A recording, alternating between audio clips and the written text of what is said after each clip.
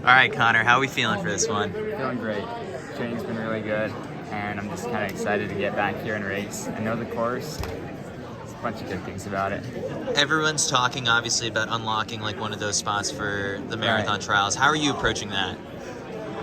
In a way, I'm just trying to run my own race. I have my own personal time goals, but really just trying to get that. I don't know, try to not do what I did in Boston, not go out too hard, and make sure I get my bottles. Those are, I think, what caused me to black out. That's the best hypothesis we have. But really just, I think it's gonna happen if I see myself fading quite a bit. That's gonna kind of be where my mind goes is, if things start going not as well as I want, I'll be really focused on that 2:08:10. But I'd like to run a little bit faster than that. Is there, I guess, like a pacing plan? Or is there a pacer assigned to you? What's the setup right now? I've heard a few things. I've heard they're gonna figure it out later, but the pacer I've heard is they'll have two guys, Zuhair Talbi and James Ngandu are gonna run between 63 and 63:30. Okay. I really like that 63:30 personally, but it's just kind of let's get out there and let's race and figure it out. But I don't know. If I could be anywhere between 63:20 to 63:40, I'd be very happy to do that. Is that hard for you, I guess, to kind of pull the brakes a little bit? It is. It sounds like you're it's going to be hard to hold back. I mean, the race day excitement is real. It is.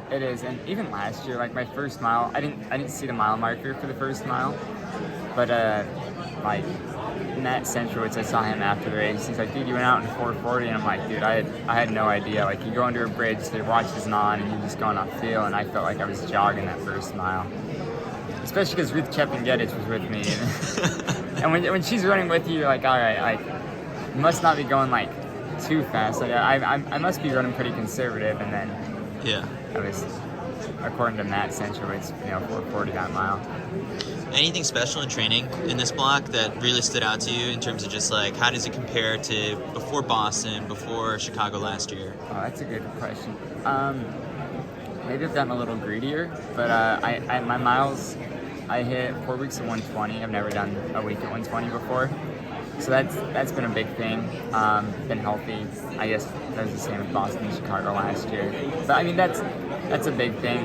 And then I've had a few workouts where I've a few tempos where I kind of let loose on the last mile. I ran something in the 420s. And this is at that altitude in Provo, right? It's at that altitude, yeah. And so it's not it's nothing too big and too different, but it's that consistency. So I have I don't know, I've done over 5,000 miles since my last Chicago, so I have to take that as that is just a build toward this. How's Clayton been factoring into the workouts, and Jared as well, just kind of the three of you working into fall blocks together? It's been great. So Clayton's actually, I don't know what happened at Boulder, but it was he had his knee surgery, and then Boulder happened where he was a minute behind me. And then after Boulder, we did a workout on the grass where we did tempo Ks, or threshold Ks, and he just sat on me the whole time, and he looked good. He looked really fit. And it was dude, you couldn't sit on me in the race, and he was trading the lead off with me. And so it's been nice because there's been a few workouts where he's been able to lead more than he did for last year's Chicago. Mostly stuff on the track or on the grass, but it's been really nice to have someone there. Jared Ward also has been looking better, helping out on the grass. And last year, Clayton was there, but he wasn't looking as good. He only had 8 weeks heading into Chicago, so I wouldn't be surprised if he breaks 2:08:10 either. I think of you as Formula One drivers, where you're on the same team, but are also competitors. Right. Is that roughly accurate? Yeah. I mean, it's funny because it's great when we're training together, but in a race, I don't know. I want to beat him. It's a little weird after the USATF 20K championships because it was oh yeah, let's run in together, but then you had to think, oh wait, this isn't college where that's a thing. This is pro life, and I just in the race you're sometimes just thinking, oh, this is fun, I'm with my teammate, but I think it's good, in training, we're training partners, we work together, we build off one another's energy, but in racing, you gotta race, You got into some physical close calls on a Beach to Beacon and 20K champs. Oh, So yeah. what are you expecting at this one? A little bit more spread out? Well, yeah, 20K was fine, but Beach to Beacon, if somebody pushes me into a fence again, I'm going to be pretty mad, especially in a marathon, but like, I was very mad after Beach to Beacon, but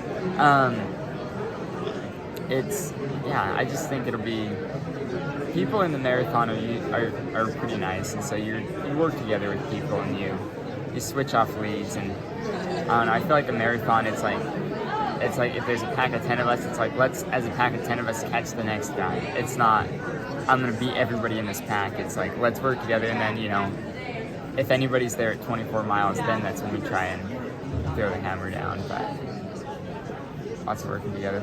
So you've done 5,000 miles since last year's Chicago, yeah. Okay, and then you're going back and forth to the track, too. Like, how do you work that in? You know, I'm still trying to figure it out.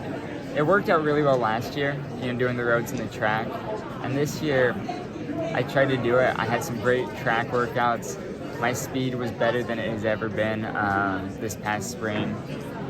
And I missed the PR in the 10K by less than a second, and I was pretty disappointed because I thought I was going to run 20 seconds faster.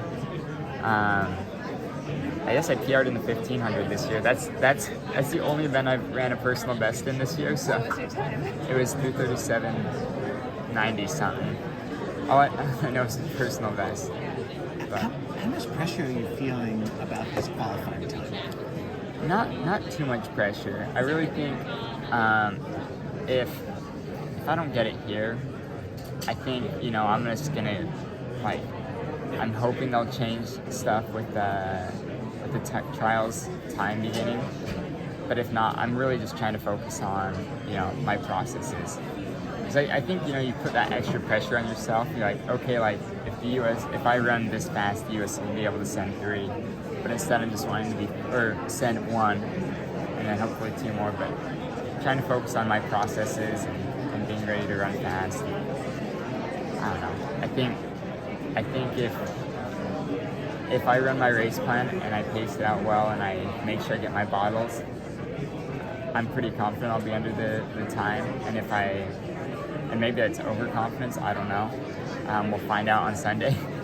But then if I do slow down as the race gets on, I can just be like, all right, 2:08:10 is kind of that's the time goal, you know. What don't you like about the marathon trials? Is the start time or The start time, yeah. What I don't like about it is the start time mixed with we don't have any qualifiers. Yeah. I am a morning person. I love running in the morning. My mind works better in the morning, but and I think, you know, the marathon running is a very mental sport, and so I don't like the start time at noon, but I especially don't like the start time at noon if it's going to be warm and no Americans have ran this standard, and then it's like, okay, maybe, I don't know, I think it just opens up a can of worms.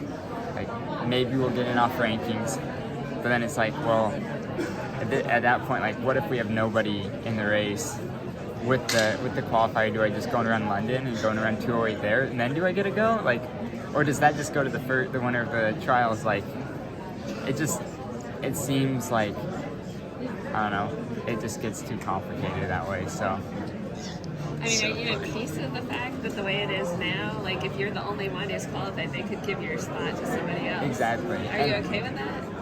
I mean,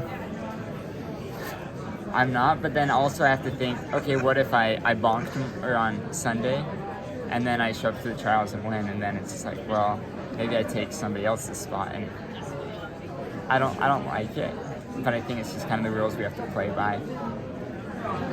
But I really think by the trials we'll have 3 people running the time. I think there's a good chance that at the end of this weekend, I mean, we have 3 people. I feel good. Clayton looks great in workouts. Galen Rupp, I mean, on his on day, he's gonna run that fast. So.